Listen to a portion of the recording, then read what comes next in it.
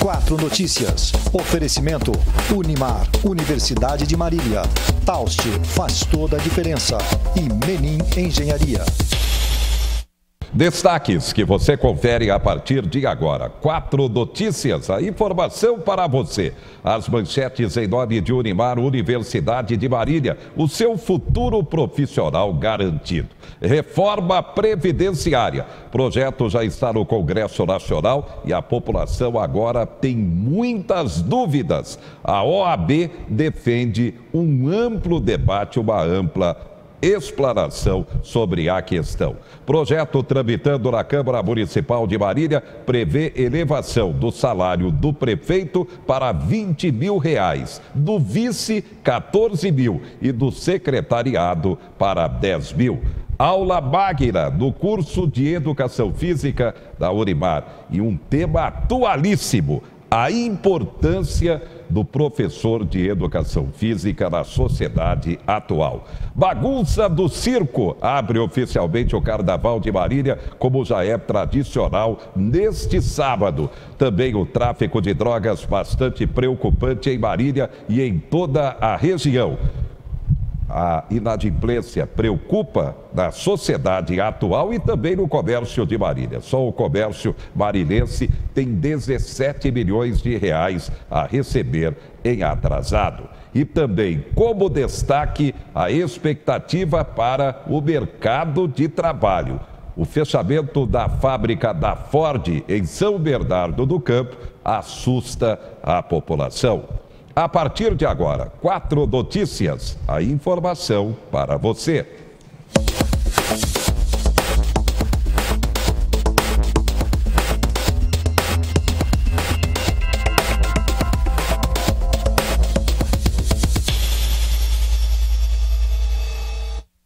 O cartão de crédito continua sendo o grande vilão da inadimplência no Brasil. É preciso planejamento e cuidado na hora da utilização. Aos 18 anos, Marina descobriu as maravilhas do cartão de crédito. Mas aí... Eu achei que eu conseguia me organizar, só que eles me deram um limite maior de R$1.000, meu salário na época era bem menor, de R$800 aproximadamente. E aí, então, eu não consegui me organizar, eu comprei várias coisas. E aí, chegou uma época que eu não conseguia mais pagar e agora a dívida aumentou. O juro do cartão de crédito no Brasil é um dos mais caros do mundo. Pode chegar a quase 300% ao ano. Quem se endivida normalmente tem a mesma história para contar. A dificuldade em quitar a dívida. Eu atrasei algumas faturas e aí o valor aumentou. Era quanto e chegou a quanto? Era 1.000 e chegou a 3.000. Eu ia pagando o mínimo, né? O mínimo é uma roubada.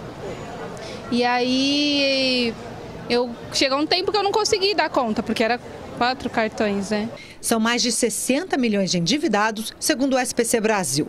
Hoje, o consumidor compromete pelo menos 1/5 da renda com o pagamento de juros e amortizações de dívidas de curto prazo e juros altos, segundo dados do IPEA.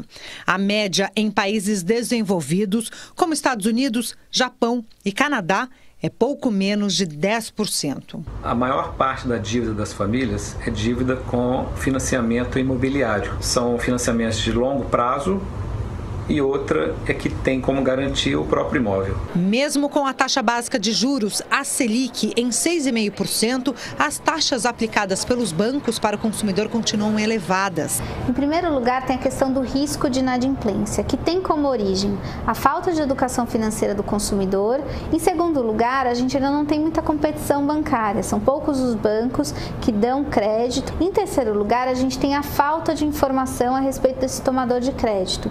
Hoje em dia, a informação principal é a informação negativa, ou seja, o nome sujo. A boa notícia é que, aos poucos, o consumidor vem mudando o comportamento de compra. Em 2018, 63% dos brasileiros fizeram algum tipo de controle orçamentário. Em 2017, eram 55%. Para alguns, o primeiro passo é reduzir o número de cartões de crédito. Hoje eu fico com um só e, mesmo assim, não é muito raro eu usar o crédito. A inadimplência continua sendo um desafio para a economia brasileira neste ano. Só o comércio de Marília tem a receber R$17 milhões em atrasados. O curso de Educação Física da Unimar, a Universidade de Marília, promove a aula magna, abrindo, na verdade, o ano de 2019. Um tema atualíssimo, a importância do professor de Educação Física na sociedade atual. Estamos recebendo o professor Ademir Testa Júnior, que será o palestrante. Daqui a pouco a gente fala com ele. Antes, Regina Galvani, a coordenadora do curso de Educação Física da Unimar. Regina, boa noite. Boa noite a todos. É uma grande honra, né, abrir mais um ano com nova turma do curso de Educação Física, que teve, né, o curso da Universidade de Marília autorizado em 1971. Então, é o curso atualmente mais antigo da universidade e que nunca deixou de ter turma. Mesmo com hoje uma economia um pouco difícil, a gente sabendo de tantas faculdades aí com muita dificuldade, graças a Deus o nosso curso, através, né, da batalha diária dentro da universidade, com os seus reitores, pró-reitores, os coordenadores, os alunos, os funcionários, abrimos mais uma vez a turma e hoje vamos estar recebendo, né, um colega nosso do Conselho Regional de Educação Física do Estado de São Paulo, o professor Ademir, para vir fazer uma aula inaugural, né, a aula magna junto com os alunos, tanto do primeiro ano como dos outros anos. A estrutura do curso de Educação Física da Universidade de Marília realmente é uma estrutura excelente. Isso ajuda muito na formação para o mercado de trabalho, não, Regina? Sim, Zé. Toda essa estrutura se dá até pela tradição da nossa faculdade de Educação Física, que, como eu falei, né, foi autorizada em 1971. Então, nós temos todo um poliesportivo extremamente grandioso, laboratórios de ponta, professores especializados, né, mestrados, com mestre e doutores, e isso ajuda muito a gente ter uma grande empregabilidade dos nossos alunos. Essa semana mesmo a gente estava fazendo o levantamento, liguei para diversos alunos que se formaram em 2017 e a grande honra de saber que há assim, 82% da turma empregado. E é muito fácil hoje, os próprios alunos que estão atuando ainda, que são ainda discente, a partir de 50% do curso, eles podem estagiar em academia, ou mesmo em outras repartições que queiram e necessitam de um profissional da área da educação física. E tem muita procura pelos nossos estagiários. Ademir Testa Júnior é o convidado para a palestra e o nosso convidado especial aqui também no estúdio. Ademir, boa noite. Boa noite, professor. Eu venho representar o Conselho Regional de Educação Física, né, ministrando uma aula inaugural ou aula magna, falando um pouquinho sobre a importância do profissional de educação física nessa sociedade em que nós vivemos. Bem, né? Profissionalmente, quem é o Ademir? Eu venho de Jaú, né? Sou mestre em educação e estou aí à beira da defesa do doutorado, né? Que é o doutorado em Ciências do Movimento Humano. Né? E atualmente sou representante do CREF como delegado, né, do Conselho Regional de Educação Física. A importância do professor de Educação Física na sociedade atual é o tema da sua palestra. Fazendo um breve resumo, Ademir. Isso, nós vivemos uma sociedade que tem determinadas características, né? É uma sociedade conectada, em rede, né, cujo sedentarismo está presente no cotidiano da maioria das pessoas. Isso não só a nível nacional, mas a nível mundial. Então, o profissional de educação física ele vem atuar nessa sociedade com a prescrição do treinamento orientado, né, individualizado, especializado, personalizado para cada sujeito. E, além disso, visando uma educação através do esporte, através das atividades motoras para uma vida saudável, uma vida fisicamente ativa das crianças e adolescentes que fazem parte dessa sociedade atual. E 2 pontos chamam a atenção também. A população mais obesa e envelhecendo mais rapidamente, mas é preciso envelhecer com qualidade de vida, não, Ademir? Com certeza. não só o envelhecimento, né, mas o profissional da educação física atua com pessoas de todas as faixas etárias, né? E além de trabalhar com o envelhecimento para que nós tenhamos uma independência, uma melhor qualidade de vida no futuro, né, na terceira idade, é preciso que nós tenhamos essa prática de atividade física como hábito ao longo de toda a vida, desde a infância, passando pela vida adulta e depois chegando na velhice, né, na terceira idade, com um nível de saúde e aptidão física interessante. Preocupação do momento do Conselho Regional. Atualmente, o Conselho Regional de Educação Física está preocupado em expandir as suas ações, né? Recentemente foram nomeados 55 delegados no estado de São Paulo, porque até então nós tínhamos somente uma central, né, lá na capital, em São Paulo, e mais uma seccional em Campinas. E agora nós temos mais 55 delegados que representam o Conselho em todas as regiões do estado de São Paulo. O CREF também lançou no final do ano passado o selo literário, né? O selo literário, na verdade, foi o lançamento de 20 livros em comemoração aos 20 anos de regulamentação da profissão de profissional de educação física, né? E além disso, né, o Conselho segue com todas as suas ações cotidianas, rotineiras, de fiscalização, de registro, né?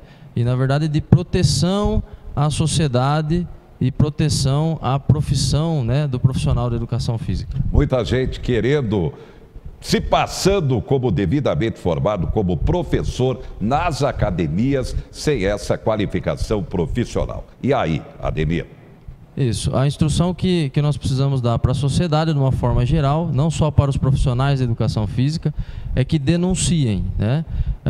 O Conselho ele atua a partir das denúncias que chegam a ele, né? Então, verificando situações de irregularidade, pessoas se passando por profissionais de educação física, né? Caracteriza exercício ilegal da profissão.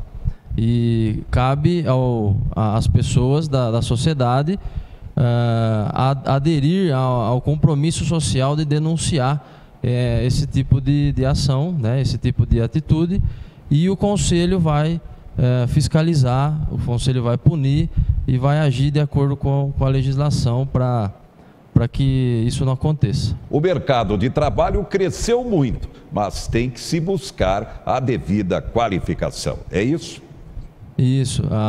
Todo profissional, né, que ingressa no mercado de trabalho, é interessante que ele pense a graduação como uma formação básica, né?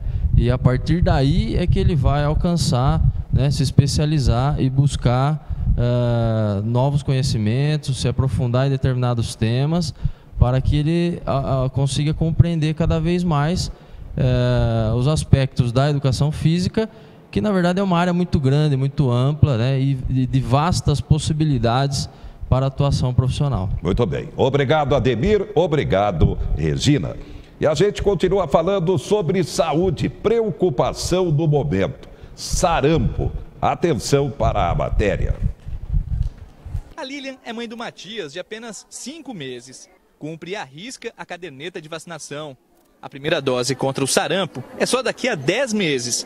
Mas as notícias de casos no Brasil ligam o alerta. É uma doença que é contagiosa, a gente tem que prevenir tanto ele, tanto as pessoas que estão em volta, né, as crianças também, que ele vai ter contato. O sarampo é uma preocupação crescente em todo o mundo. A Organização Mundial da Saúde alerta para um retrocesso na prevenção da doença. A Organização Pan-Americana de Saúde registra 17.361 casos confirmados de sarampo em 12 países das Américas entre 2018 e janeiro de 2019. O maior número está no Brasil. Foram 10.274 casos, incluindo 12 mortes até o dia 9 de janeiro. A preocupação é muito grande. A primeira coisa que vem logo na cabeça é prevenir. O sarampo é uma doença contagiosa transmitida por um vírus. A única forma de evitar é tomando a vacina. O Ministério da Saúde propõe um novo pacto sobre vacinação. Em 2018, quase metade das cidades brasileiras não atingiu a meta de cobertura vacinal. Pará, Roraima e Amazonas tiveram os piores índices. Nesses estados, o surto da doença é maior. Nós estamos prestes a perder a certificação de erradicação ou de eliminação da circulação do vírus, concedida pela Organização Mundial da Saúde. A imunização para crianças é feita em 2 doses, assim como adultos até 30 anos. Quem tem de 30 a 50 anos toma 1 dose da vacina. O sarampo muitas vezes evolui com complicações. E quanto menor a criança, quanto pior a resposta e mais imatura for essa resposta do nosso sistema imunológico, como acontece com as crianças, com maior potencial de gravidade a doença tem. Tá aí, o alerta está dado. E cuidado você que vai viajar para o litoral do Carnaval, hein? Tomar a vacina contra a febre amarela. Lembrando que a vacina só faz o efeito 10 dias após a aplicação.